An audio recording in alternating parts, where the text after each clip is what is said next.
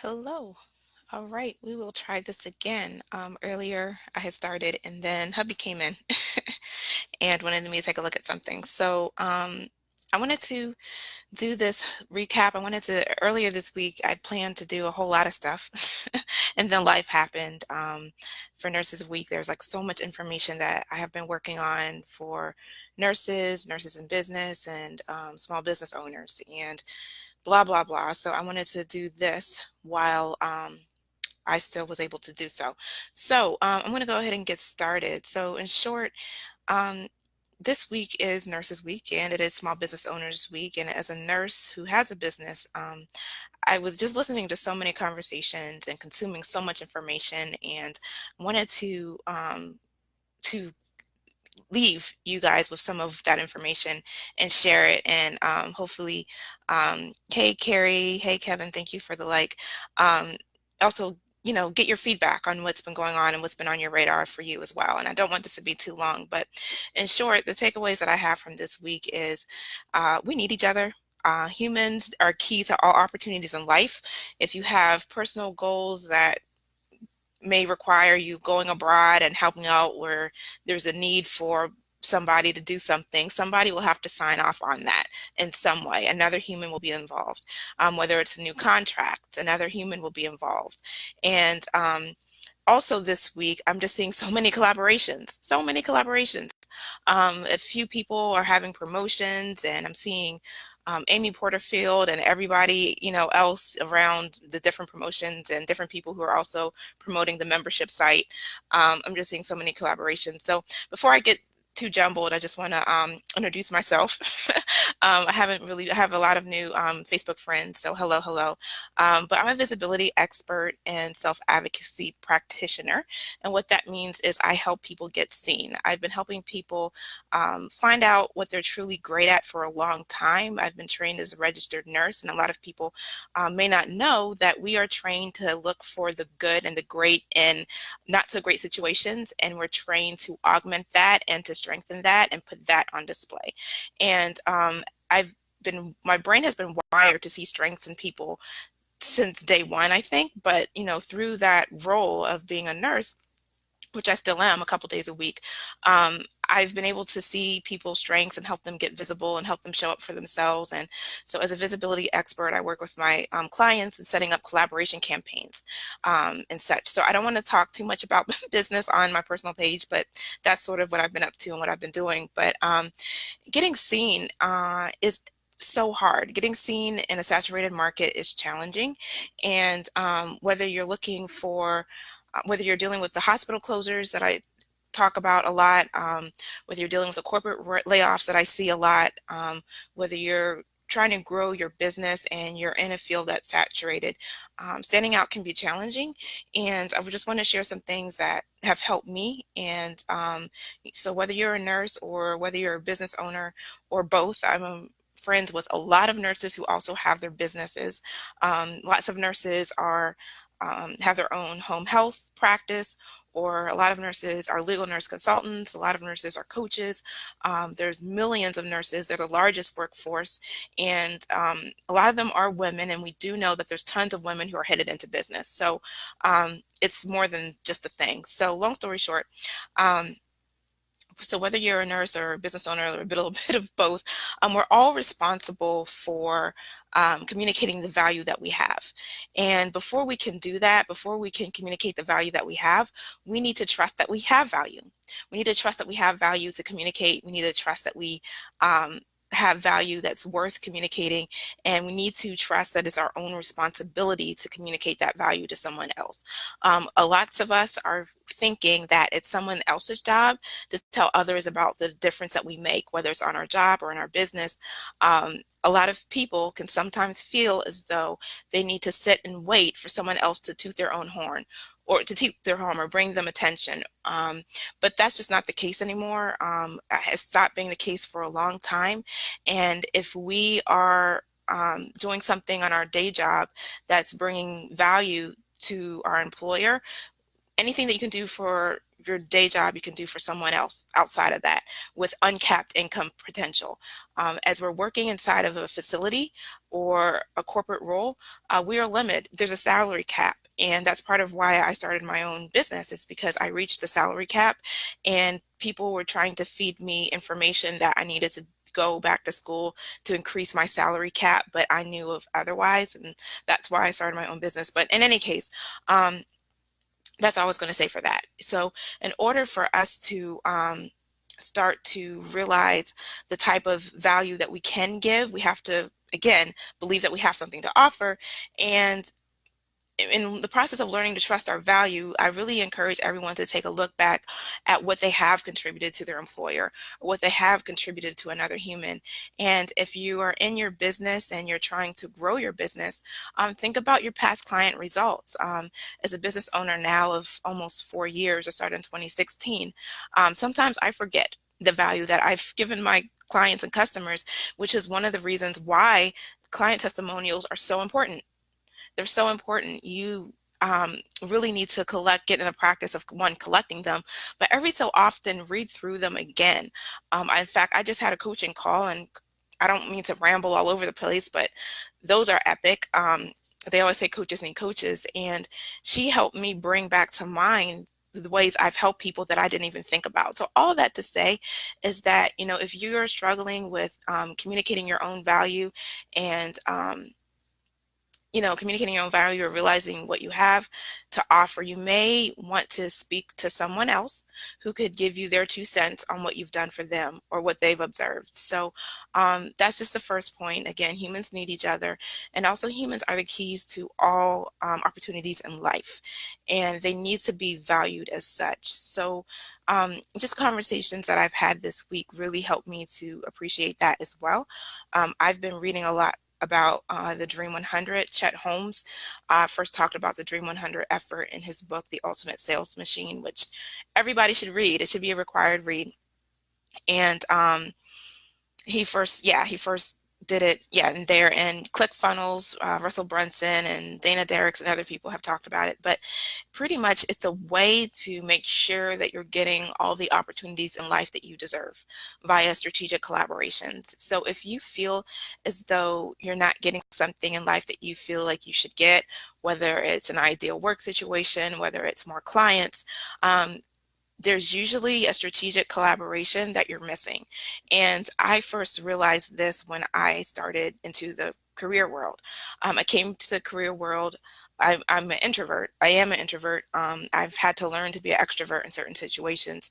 But after I am, out there, I need to recover. After this, after this, I have to recover. I'm going to have some quiet time. So in short, I'm an introvert. I was homeschooled, so I didn't go into so I went into nursing school. I was homeschooled. I didn't have, friends from high school and all that stuff when I went into college, and I was like a huge introvert. So I didn't come out of school with a whole lot of connections. And when it came into the job world, um, I knew that I didn't want the typical nursing role. So I made my own Dream 100 of ideal roles that were non-clinical, that were outpatient, where I could have my nights and my weekends and holidays. And I made my Dream 100 list, and I went after that.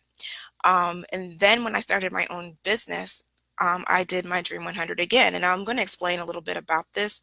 The Dream 100 can be a whole thing on itself, but I just again wanted to bring some things that both nurses for Nurses Week can appreciate, and both small business owners could appreciate, and I just want to talk about the Dream 100 and how that's helped with both. But in any case, when I first started my business, I had my Dream 100 list of collaborators, of people who I wanted to collaborate with, people who had my ideal audience, and I went to them. I consumed their content, I engaged with them, and sure enough, from that effort, that Dream 100 effort, that's where my first clients came from.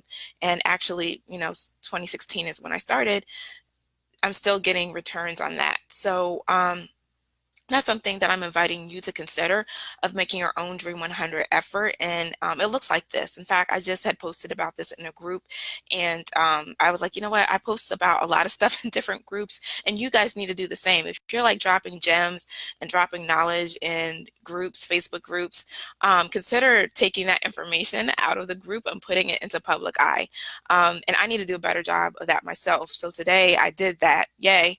But I want you to do the same. Like if you know, notice that you dropped something in a group and it got a whole lot of likes and a whole lots of engagement, consider doing something else with that post besides just leaving it there. Consider making it a post on your personal profile, or making it a blog post, or doing a live about it. You know, just consider making use of it in some way. But in any case, this is what I had left in the group. So how you can make your own Dream 100, and why do you need that? Well, um, for all opportunities in life, whether we want to be hired for a work from home position, or if we want to get a new client, or we want to get more customers, all opportunities come from other humans. And if you have any comments about this, if you've tried a similar effort, please leave that. I think I might have to go back and take a look at comments later because I'm not seeing any right now. But in any case, so let me get to it. So what that looks like, the Dream 100, and why you need it, because it's hard to be seen. It's hard to stand out in a saturated field. It's hard to toot your own horn. It was for me. And what's easier is collaborating with somebody who already done the hard work. They already have the audience that you want. They already have the audience and the eyes and the ears and the trust of the people who can give you the ideal job or give you more clients, and they already are there. You just need to find those people and connect. And this is what I've done for my nursing job. This is what I've done for my business. And this is what I invite you to consider doing as well. And if you are doing it, please share. So pretty much for the Dream 100 effort, I mean, there's a lot more to it than this, but simply it's making a list, taking out a piece of paper, after I, sign off, write down on a piece of paper the 10 people who you would like to collaborate with. Now, I'm not suggesting, well, I'm about to say I'm not suggesting Oprah, but really knowing what I know about the Dream 100, I would put Oprah on the list. But you may not want to start with Oprah. But put your top 10 people that you would like to collaborate with and write it down. So a lot of people, when it comes to looking for new job opportunities or getting more clients, we haven't written down the names of the people that we want to engage with. A lot of people say like, oh, well, I want to work with more small business owners. When we write down a name, it just makes that collaboration more real. And I don't know if you've ever, going back to middle school, had a crush on somebody, but I remember this crush that I had on this guy, and I wrote his name on everything. And so before I knew it, I was imagining ways that our paths could cross, right? And so my creative brain started working and firing in ways that I could, fabricate ways to meet up or whatnot. You could do the same with your ideal clients. You really can. Once you write them down, or your ideal collaborations, or your ideal, people who might hire you for a job, when you write them down, you automatically will start creating and imagining different ways to connect with them. Similar thing for, there's a name for it, but similar thing for when you have a new car, like when you just get your new car, all of a sudden all of those cars are all over the place. So my first suggestion is to write down the names of folks you want to collaborate with, and then find out how you can offer them value. And some people may say, okay, well, I have a list of 10 names. How can I offer them value? Well, thankfully, we all have the same rich uncle. Even though we're all different, we're from different backgrounds, we all have the same rich uncle. We all have Uncle Google. We all have Uncle Google. So you just reach out to your Uncle Google, and you take a look at those, 10 people that you like to collaborate with. Typically, they have information on LinkedIn. They typically will have a website. They typically will have, something, some smoke signal somewhere about what it is they do, what they like, what their needs are, and such. So this works again if you're, trying to apply for a work from home position, or you're trying to get more clients, typically, or you're trying to set up strategic, relationships. Typically, what people are interested in, what people are in need is out there. It just requires research, and the desire to know about them. That's another thing. If you really don't have a desire to get to know about people or care about folks, this won't work. And again, my background is in healthcare. I'm naturally empathetic. I naturally care about people and actually want to solve people's problems and figure out how to be a solution to their pain. But that if that does not come naturally to you, that can be a learned skill. It can be a learned skill. So there's that. So find out what they desire and find out what their end result is. You know, what's their desired end result? So whether it's a hiring manager, whether it's a potential client, whether it's a potential collaborator or affiliate, what do they want to do to win? Again, this information can easily be gained via a quick, internet search, reaching out to our rich Uncle Google for a little help. And another thing that I'm finding is that people are more open to quick conversations than I had realized. Um, yeah, it's just something that, also when you look to find, what's of value to somebody and you bring it to them and say, hey, I've noticed, I've enjoyed your tweets or your posts about blah, blah, blah. I noticed that we have this common interest in whatever, you've done your research, would you be open to a quick 5-minute call? And when you send that to like 10 people, you might, it's sort of a numbers game, sort of isn't, but when you do that on a regular basis, you'll be surprised with how many people would say, yes, I'm open to a quick call. And I've been surprised with with the types of people that I never thought would talk to me, who when I led with what they're interested in and said, hey, I like to learn more about what you do, they said yes, and they got on the phone with me. So getting people on the phone is not so hard, but that also is a learned skill of getting people to talk to you and getting people to take appointments with you. And so, yeah, so identify the people, find out what's of value to them, find out what their desired end result is, find out how you can help them win, and communicate them via channels that make sense. So I was talking about LinkedIn. I was talking about how LinkedIn is great. People are already there for business. It's just an easier conversation to have versus Facebook. They might not necessarily be in the business frame of mind, and but that's doable too. On my business page, I might do something about conducting sales calls via social media messenger, but on my personal page, I probably won't do that. But I probably could. I don't know. But you can have all sorts of conversations via social media, Instagram, Twitter, Facebook. I've done sales calls via all of those channels, and so it's just possible for you to do the same. And then follow up. So after you identified your folks, you found out what's of value to them. You find out what their desired end result is generally, and you've wrapped up value. You've reached out to them and you communicated, how you could add something, or you communicated an interest in learning more. But you already showed to them upfront that you've done your homework and that you're curious about exploring ways that you guys could collaborate. Once you do that initial outreach, follow up. Follow up until there's a yes or a not right now, and do that on a consistent basis. So the Dream 100 effort obviously talks about doing this 100 times with people, but it's also a mindset. It really is a mindset of thinking about people that you can add value to and thinking about ways that you can keep in touch with people that you can add value to. So those are some of my takeaways for Nurses Week and Small Business Week. And in short, again, we need each other.